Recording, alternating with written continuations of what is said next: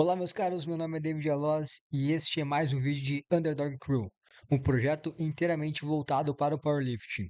Então, se você quer obter mais informações sobre o esporte, eu convido a todos a nos seguirem em nossas redes sociais. E se você precisa de ajuda com seus treinos, nós também prestamos um serviço de consultoria online. Todos os links estarão na descrição deste vídeo. O tema do vídeo de hoje será supino. E eu acredito que dentre os três movimentos que compõem o powerlifting, o supino ele seja o mais sensível dentre eles. Isso porque você sofre por diversas limitações. O seu corpo vai estar deitado no banco, você não pode levantar a cabeça e a bunda durante o movimento, os seus pés não podem se mexer de maneira brusca, e além de tudo isso, o supino ele é um movimento extremamente curto. Então, tu junta um movimento que ele sofre limitações e ele é curto, ele acaba tendo uma ação extremamente sensível. Qualquer ruído que seja criado durante a trajetória da barra pode potencialmente afetar a sua finalização. Por isso, o vídeo de hoje ele vai ter como centro, como foco principal, a gente conseguir encontrar um posicionamento que seja favorável à geração de força, que mantenha o nosso corpo rígido e firme para que a gente consiga executar o movimento de melhor forma possível, utilizando de todas as técnicas possíveis, sem nos colocar em uma posição desfavorável ou que a gente venha a fugir das regras da competição. Então, basicamente, o supino ele é um movimento extremamente sensível e a gente vai tentar evitar qualquer tipo de ruído possível durante a sua execução. O primeiro ponto que nós iremos abordar é em relação ao posicionamento do corpo.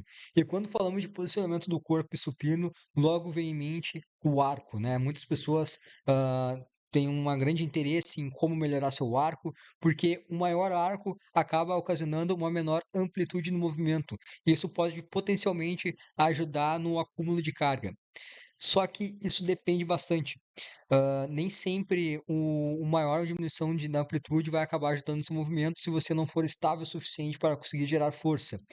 E eu não acredito que seja o arco em si ele seja algo tão relevante. Eu não acho que você tem que criar uma demanda de trabalho para melhorar seu arco.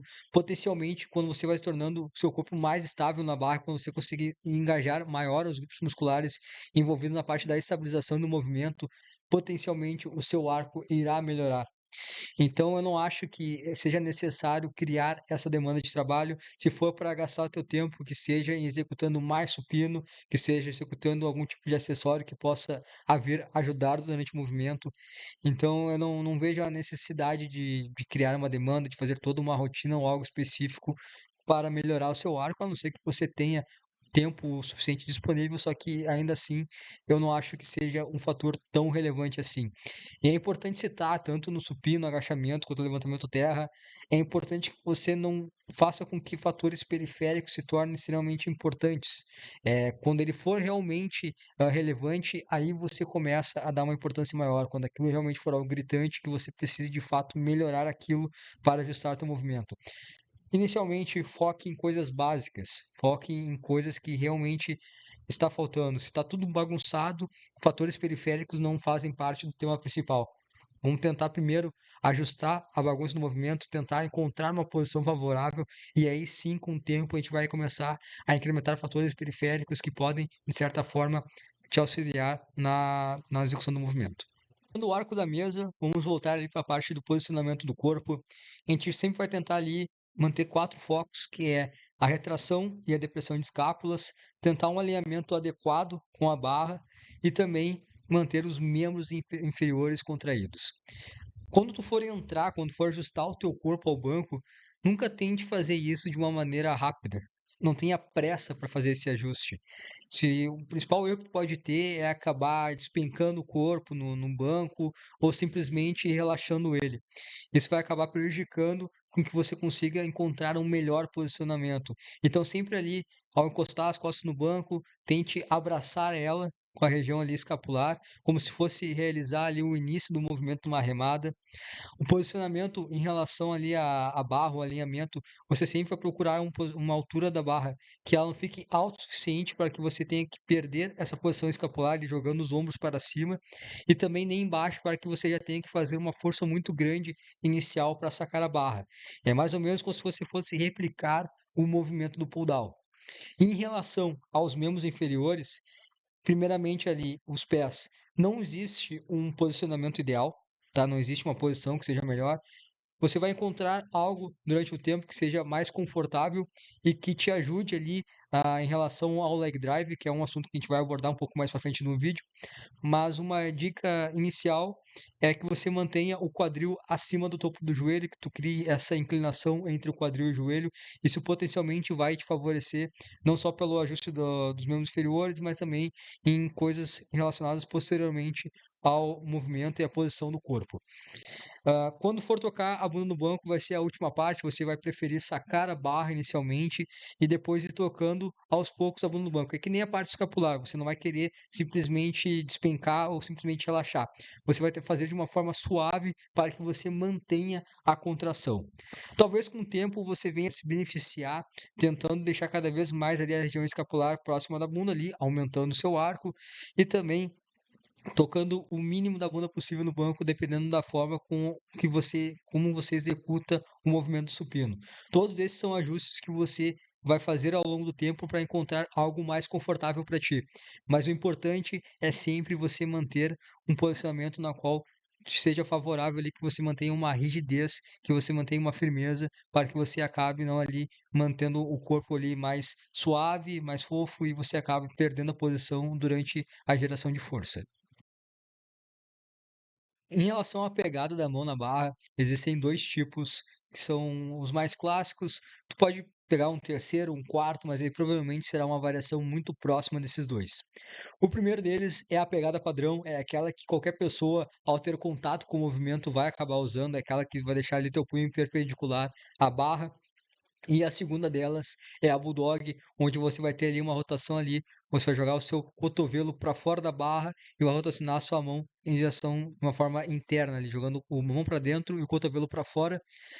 Hã, inicialmente eu indico que você faça a pegada padrão, porque é normalmente uma pegada comum.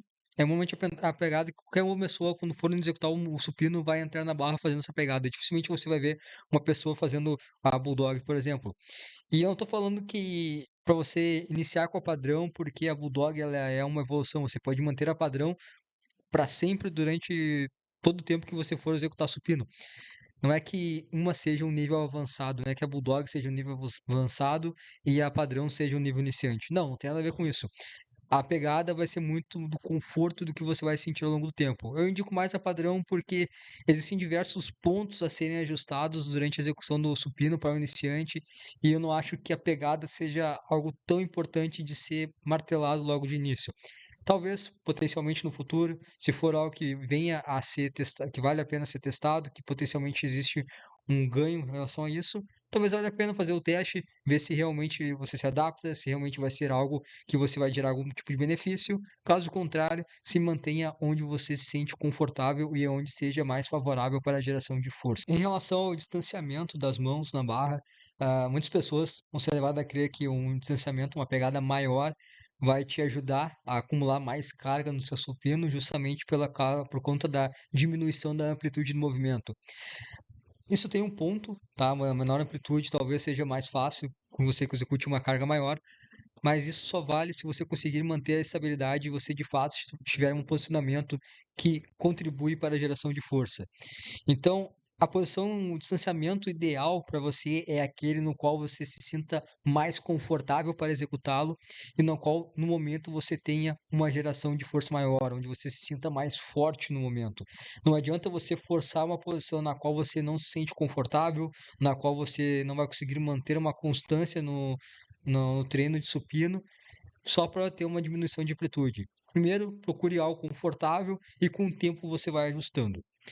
Inicialmente, você pode utilizar as marcas como um ponto de referência. Pessoas menores ali pode tentar encostar ali apenas o dedo mínimo na marca, enquanto pessoas maiores aí pode tentar talvez ali encostar o anelar na barra. Lembrando que se você for fazer ajuste, você for tentar uma pegada maior ou uma pegada menor, faça isso de maneira gradual ali, sem fazer grandes modificações, porque justamente o distanciamento das mãos na barra ele vai interferir em diversas outras pontos do movimento. Então, se você faz uma mudança muito grande, você vai ter que mudar outras coisas ao decorrer do movimento e pode acabar ficando muita informação e ser algo que venha a mais gerar bagunça que propriamente te ajudar a encontrar uma posição mais favorável para você, tá? Então, uma dica inicial é você tentar ficar ali mais ou menos o punho alinhado com o cotovelo. E você pode fazer isso, seja aumentando ou diminuindo a pegada, ou simplesmente deixando o cotovelo mais próximo ou mais distante do corpo. Inicialmente, ali um posicionamento onde teu punho e teu cotovelo fica alinhado ali a barra é mais ou menos o ideal para que você consiga inicialmente tocar essa posição e com o tempo fazer os ajustes necessários para encontrar algo mais confortável e que você tenha mais facilidade para gerar força. Em relação à fase excêntrica, eu considero ela sendo a mais importante no movimento, porque é a partir dela que a gente vai conseguir observar possíveis falhas no movimento e o que deve ser feito para a gente conseguir ter uma melhor fase concêntrica, a gente conseguir gerar mais força durante a concêntrica. Então a gente vai tentar diminuir o máximo possíveis ruídos que a barra venha a ter na sua trajetória, e é muito importante que você não perca a região escapular durante a fase concêntrica e também que você encontre uma posição favorável para a sua geração de força a partir do posicionamento do punho do cotovelo. Quando você encosta a barra no peito, você vai querer que o seu cotovelo e o seu punho estejam perpendiculares, que eles estejam alinhados para que você consiga gerar força de uma maneira mais fácil. Então, por isso que quem executa uma pegada um pouco mais fechada vai acabar descendo a barra um pouco mais próximo do umbigo, enquanto quem executa uma pegada um pouco mais aberta vai ficar com a barra um pouco mais alto. Outro ponto também é importante que você tenha consistência no ponto aonde a barra toca em seu peito.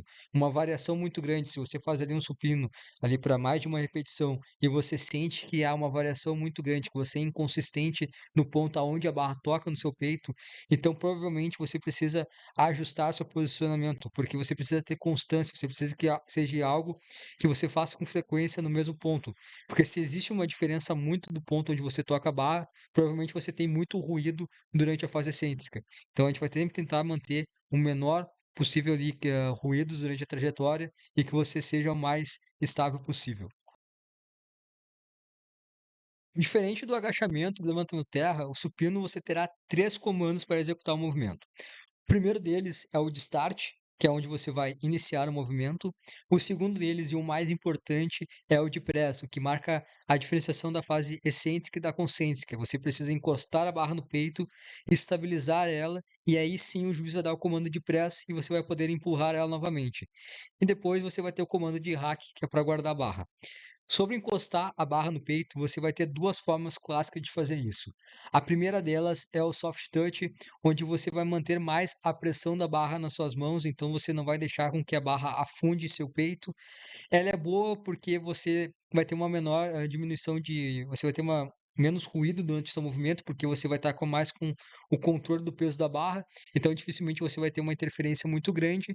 Só que tem essa questão de que a grande parte da pressão da barra vai estar na tua mão, nas tuas mãos durante todo o movimento. Então, se você é uma pessoa que acaba sentindo ali um desgaste maior devido à pressão ali no seu ombro, até mesmo na sua região escapular, talvez você tenha um pouco mais de dificuldade em realizar esse movimento. A outra técnica é a sink, onde basicamente você vai deixar que a barra comprime o seu corpo, você vai deixar a barra afundar em seu peito. Ela é normalmente vista em indivíduos de categorias maiores justamente pelo potencial de rebote que dá ao deixar afundar a barra no peito e depois impulsionar ela para cima. Dificilmente você também vai ver pessoas que utilizam uma pegada maior utilizando o sync, porque provavelmente com uma pegada maior você vai querer sentir mais o peso da barra nas mãos, você não vai querer ter essa perca, vai dificultar bastante ali a questão do seu arranque, e também porque o movimento vai ser curto, e o sync às vezes ele pode ter ali você tem que ter cuidado ao executar ele para acabar não gerando ruídos durante o movimento.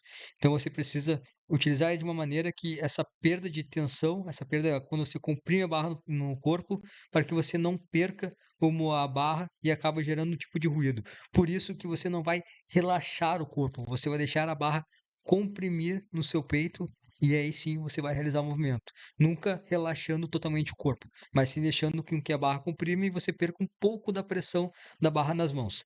Se isso potencialmente ajudar, talvez seja a técnica na qual você deva testar e escolher. Novamente, soft touch ou sync, isso aí é tudo teste e erro. Vê o que vale mais a pena pra você, veja onde você acaba tendo uma facilidade maior de geração de força e que não crie tanto ruído na hora de sair a barra do peito. O leg drive é uma técnica que gera bastante conflito, muitas dúvidas, o que fazer, as pessoas acabam se perdendo bastante e por vezes quando o cara tenta se concentrar muito nela, ele acaba criando uma bagunça e perde todo o movimento. Mas na verdade não é para ser algo tão complexo assim, é basicamente o ato de empurrar o chão com as pernas e você vai direcionar o corpo em direção ao final do movimento. É como se fosse empurrar em direção o corpo em direção ali onde você vai guardar o suporte da barra. Só que existem 2 formas de você fazer isso, tem a forma um pouco mais agressiva, onde você vai jogar mais o quadril, onde você vai ter um pulso mais forte do quadril, e é importante que isso esteja sincronizado, o quadril com o ato de empurrar a barra com as mãos, porque se tiver um descompasso entre os 2, você vai acabar perdendo a trajetória da barra, você vai estar criando muito ruído, vai criar uma bagunça e vai mais atrapalhar do que propriamente ajudar. Então é preciso que esses 2 atos estejam sincronizados. E também tem o leg drive contínuo, que é aquele que você vai fazer desde o início do movimento, você vai empurrar, não tem nenhum salto muito agressivo de impulso com o quadril, que nem na forma mais agressiva, mas as 2 funcionam da mesma maneira, as 2 você vai tentar fazer de uma maneira contínua, você não vai tentar fazer, de maneira que você use o leg drive por um breve momento e você pare de usar as pernas, você relaxa totalmente o corpo, a parte inferior do corpo.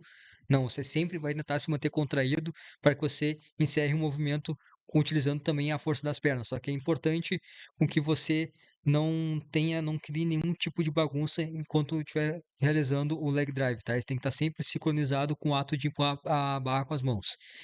E basicamente é aquilo, cara. Você vai fazer uma extensão ali de joelho, tentar fazer como se fosse uma cadeira extensora, mas ao mesmo tempo também é bom você fazer como se fosse fazer uma abdução de quadril para você sempre manter os glúteos relaxados. Às vezes a pessoa tenta só empurrar e esquece totalmente dos glúteos e aí se perde e acaba perdendo uma base fundamental para que você consiga manter a rigidez do corpo e execute assim um movimento sem tanto ruídos.